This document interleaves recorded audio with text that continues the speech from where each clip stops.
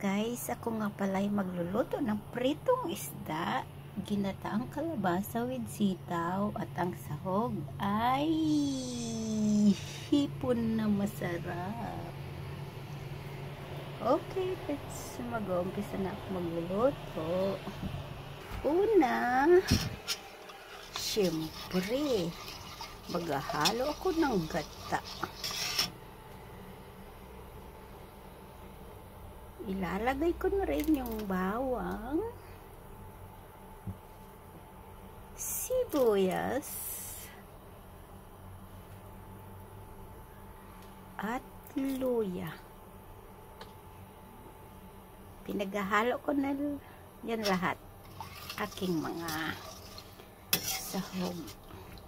Lulutuin ko yung gata, saka ko ilalagay yung kasi yung kalabasa dito ang bilis maluto pag pinatagal mo. Nako, lusak-lusak na yun, parang lugaw. Kaya lulutuin ko muna yung gata saka yung mga sahog ko, tapos tinimplahan ko na rin yan. Tapos maya maya pag kumulo na, ilalagay ko na yung kalabasa at sitaw, sabayin ko na silang dalawa. Okay, pangantay muna tayong kumulo. Ayan guys, kumulo na yung gata ko. Nilagay ko na yung malalaking hipon. Lulutuin ko muna siya dyan sa gata para hindi siya ma-overcook. Pag pumula na to, hahanguin ko at lalagay ko na yung gulay.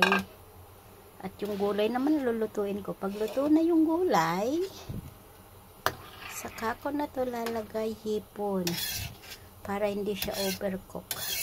Kasi pag overcook yung hipon, yung laman niya is nagsishrink, lumiliit siya. Kaya konti na lang makakain.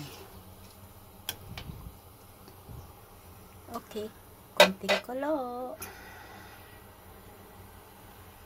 Konting kulo na lang, hanguin ko na, lalagay ko na yung gulay. Okay, luto na yung hipon at hahanguin ko na siya. See, mapula na. At luto na rin yung gata niya.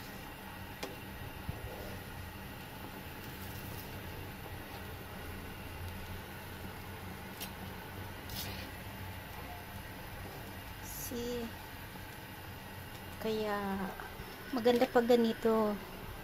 Niluluto nyo muna ng konting minuto para pagluto na siya, ganun pa rin siya kalaki. Saka pangit din naman sa mga seafoods yung overcook. Yan, luto na siya.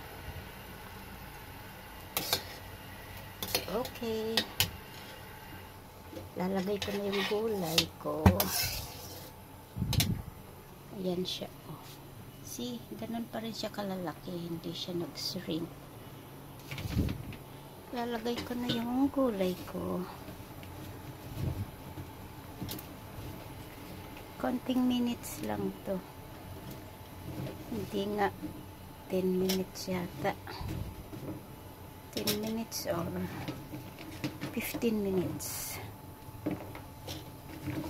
Ayan. Tatakpan kong konting minuto, hahanguin, titikman kung luto na, and then tapos. Yan. Kasi dito yung mga gulay parang hindi na siya yung kumbaga nabababad na siya sa mayroon pang naiwan. Laki pa naman. Mayroon pang naiwan na isa. Ang laki-laki pa naman. Ayan, tingnan mo, lapot-lapot ng gata. Okay, kaunting kulo. Tapos, lalagay ko na mamaya yung sahog. Pag malambot na yung kalabasa at sitaw. Ayan guys, luto na kaagad yung kalabasa ko. Tingnan mo, ilang minutes lang yan. Oh. Luto na. Adudurog na kaagad. Kaya, yan, luto na siya. lalagay ko na yung hipon ko. O, diba?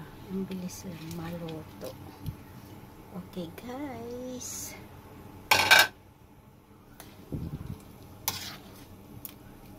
Ito muna.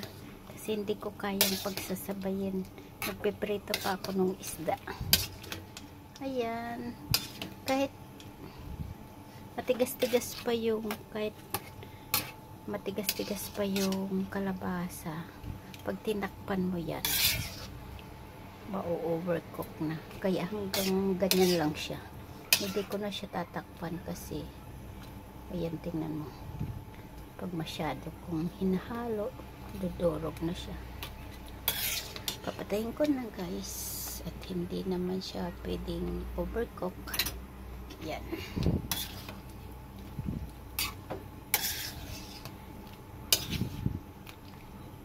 Okay.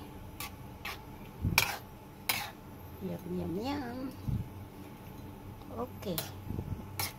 Done my recipe. Ginataang sitaw with kalabasa and